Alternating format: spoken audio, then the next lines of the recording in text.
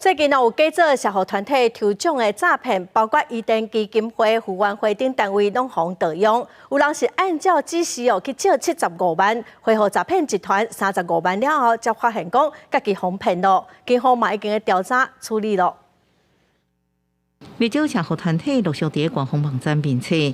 发出紧急信息，提醒民众唔通受骗，因为最近机构拢收到大量不明的捐钱，金额多拢是188。按过民众打电话来问了后，才互因感觉假做诈骗集团的大罪者。有一位民众有拨电话来说，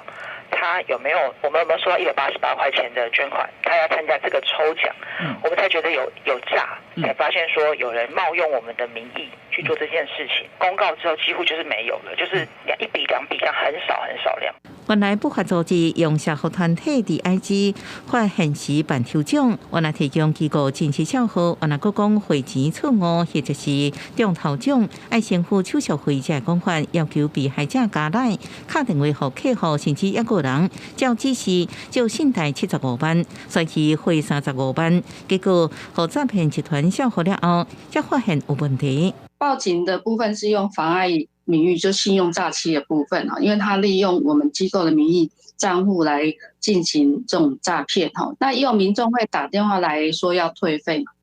好，那要退费，我们基本上就退是没有问题的。要求民众加入假冒客服的 LINE ID 账号，进一步呢要求你提供更多的个资或是账户资料，那这就是诈骗。假社福之名行诈骗的事实，包含扶援会、伊甸基金会、台湾尽治工程促进会，拢被冒名骗人，总共汇钱的次数拢超过500笔，其中有偌济户犯罪集团进一步诈骗，警方也列为后续追查的重点。记者综合报道。